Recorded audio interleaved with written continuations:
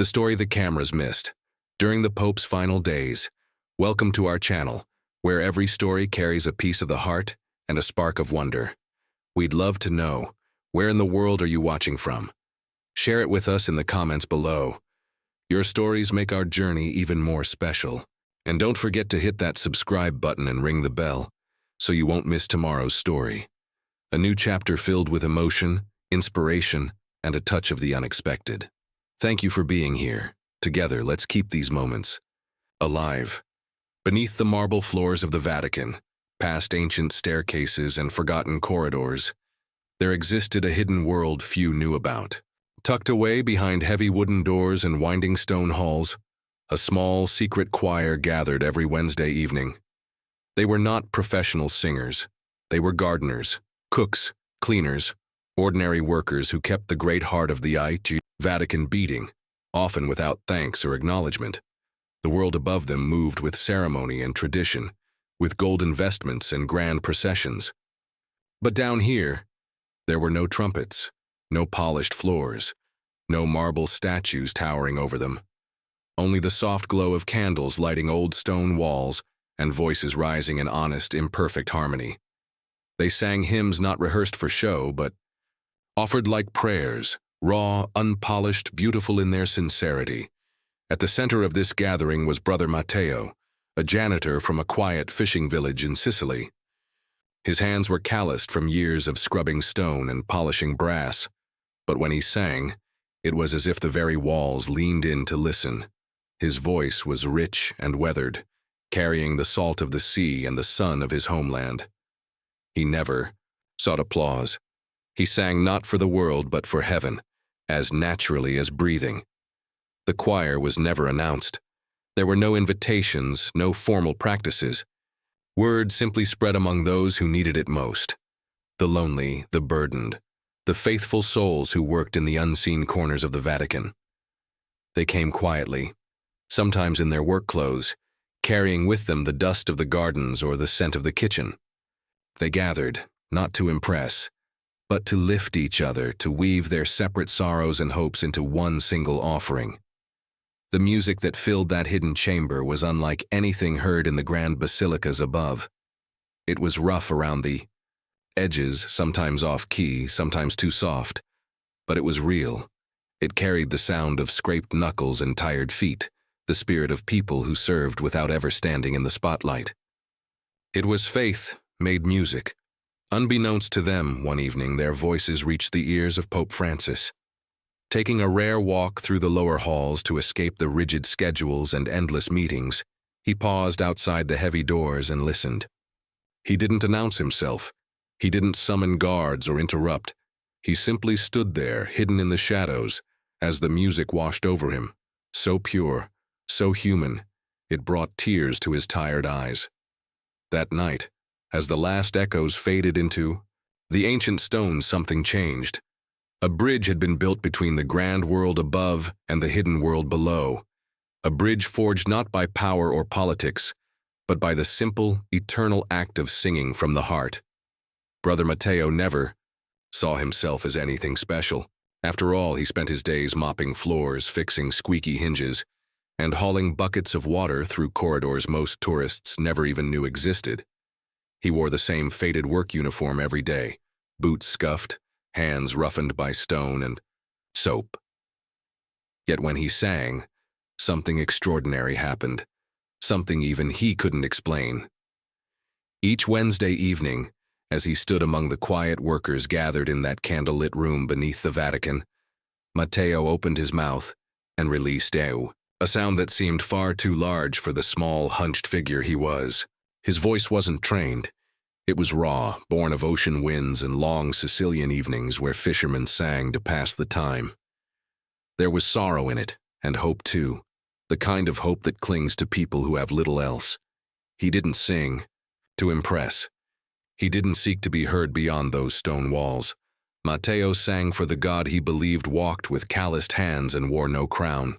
And somehow, in the simplicity of that offering, his voice carried farther than he ever intended. Unknown. To Matteo, Pope Francis returned many nights to those hidden corridors.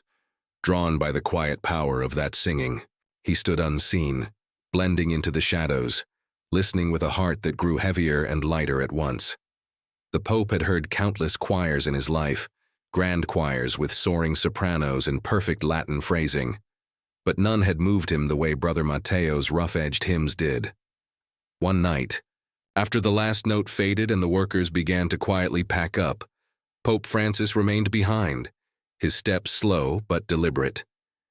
He approached Matteo, who was busy extinguishing candles, unaware that anyone was watching. "Brother," the Pope said, softly, his voice almost blending with the thick, cool air. Matteo spun around, shock flashing across his weathered face. He dropped the candle snuffer with a clatter, nearly falling over himself in an awkward bow. "Holy Father, I didn't know." Pope Francis simply smiled, a tired but genuine smile that stretched all the way to the corners of his weary eyes. "You have a gift," the Pope said, his voice low and sure. "Not the kind given for fame or fortune. A gift that reminds the heavens why they made music in the first place." Matteo stood frozen, unsure whether to speak, unsure whether even to breathe. No one had ever called his voice a gift. To him, it had always been just something you did, like tying your shoes or saying a prayer before sleep. The Pope gently placed a hand on Matteo's shoulder. "Don't hide it. Don't ever believe it is small just because the world does not see it." With those few words, Pope Francis turned and left, his steps echoing faintly against the stones. Matteo stood there long after the Holy Father disappeared, into the darkness, heart pounding in his chest, a candle still burning quietly beside him. For the first time in his life, Brother Matteo realized that sometimes even the smallest lights are seen by kings, and even the humblest songs can stir the heavens. After that night, something subtle but powerful shifted between Brother Matteo and the quiet halls he had always taken for granted. Though no official words were ever spoken, though no formal meetings were arranged, Matteo knew he was not singing to empty stones anymore. Someone was listening, someone who carried the weight of the church itself on his frail shoulders. Over the weeks that followed, Brother Matteo continued to sing each Wednesday evening, his voice no longer filled with simple duty, but with a fierce, trembling gratitude. He did not know whether Pope Francis would return each time. He did not look for him in the shadows. Yet somehow he always felt the presence, like a warm breeze moving gently through the cold stones. The Pope's visits became more frequent as his health began to wane. His steps grew slower, his breathing more labored. But still he came. Often. He stood barefoot now, the roughness of the stone under his feet grounding him to the earth even as his body grew weaker. He would lean quietly against the ancient walls, hands clasped loosely in front of him, letting the music wash over the aches and burdens that even prayer could not always ease. Brother Matteo noticed the change too. The man who once stood tall, with the energy of 1,000 missions, now seemed smaller, almost transparent in the candlelight. And yet, the peace that radiated from him grew deeper with every visit, as if he was preparing to hand over something sacred, something that could not be written into papal decrees or carried in gold crowns.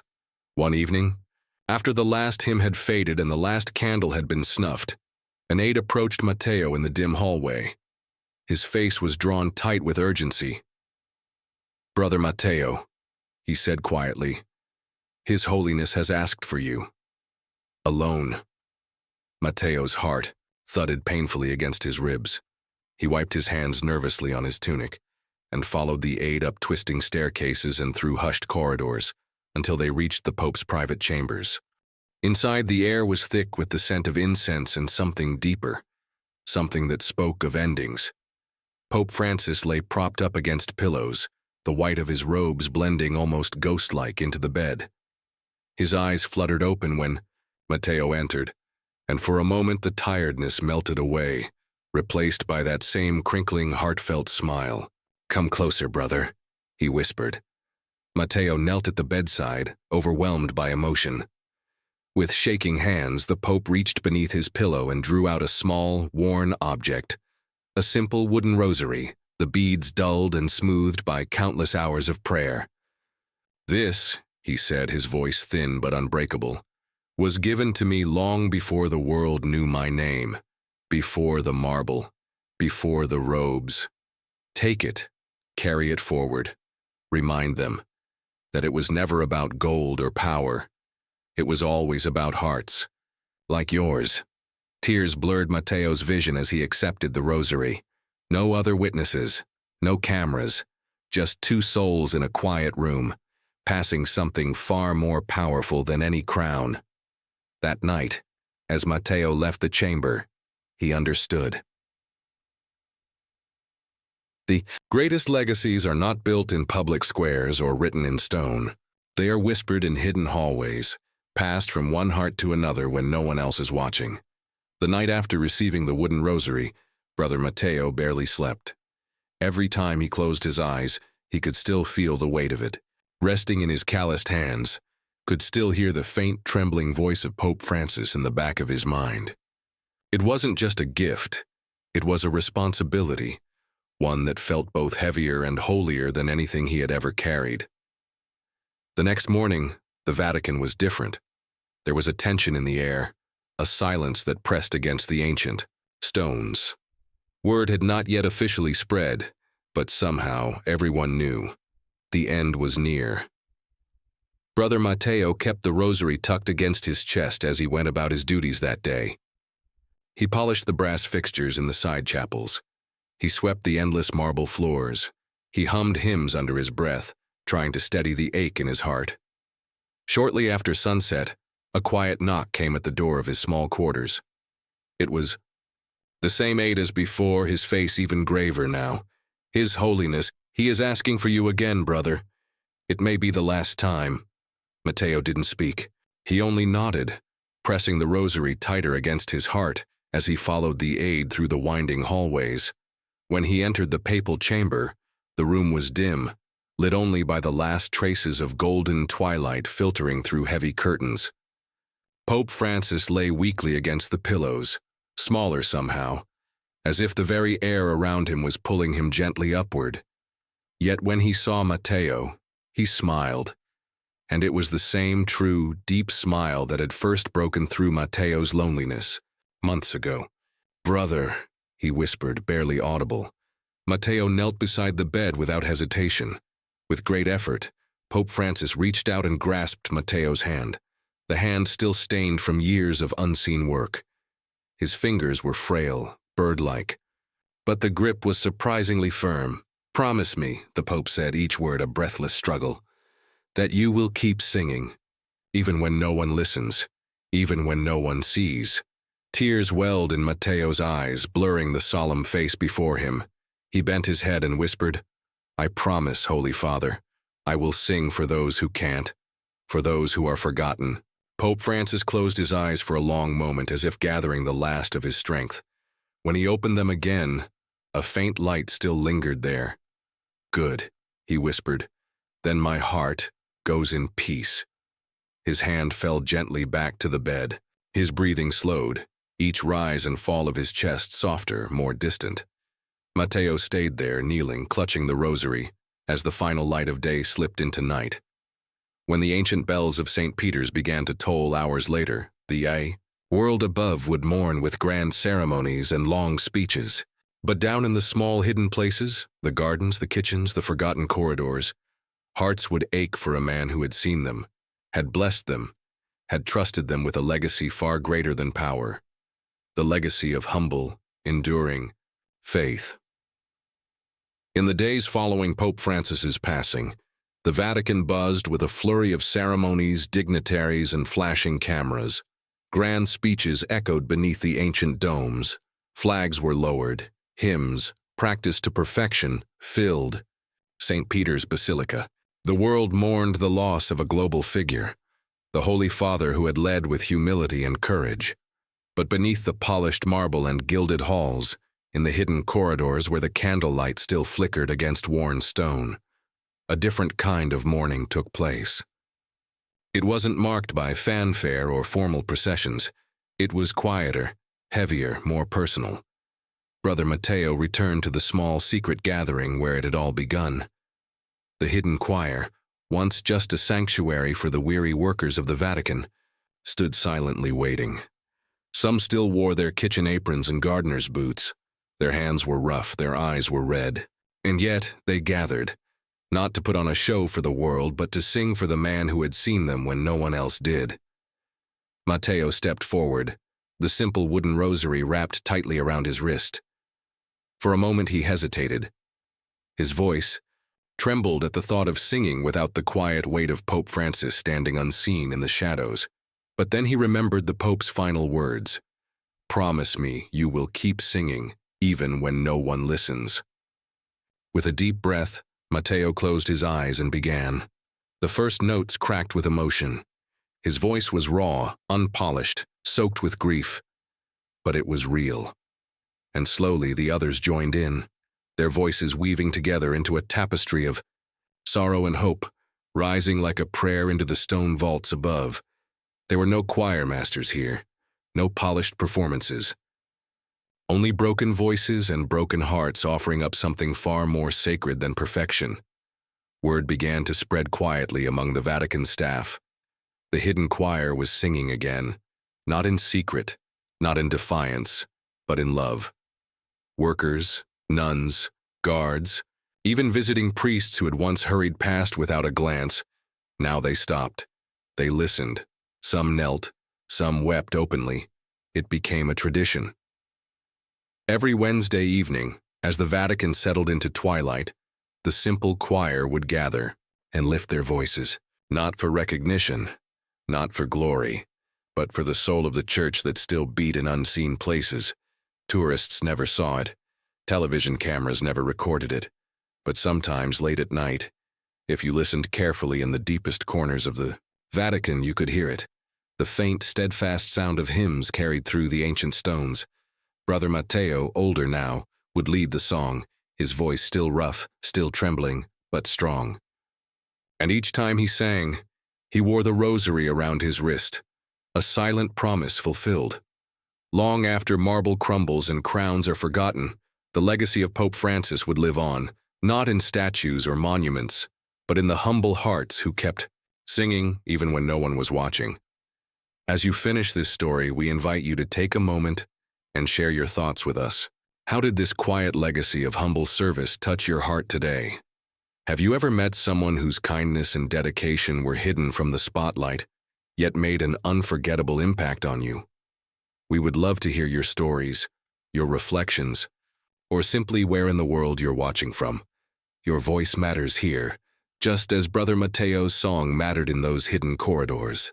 Every comment you leave helps build a community where small acts of love, faith, and service are celebrated. And who knows, your words might inspire someone else who needs a little light today. So please, don't hesitate. Share your feelings, your experiences, or even your favorite moment from the story. We read every single comment with care and gratitude. And if you haven't already, be sure to subscribe so you won't miss the next chapter tomorrow. Another tale of hidden strength and quiet miracles. Thank you for being part of this journey with us.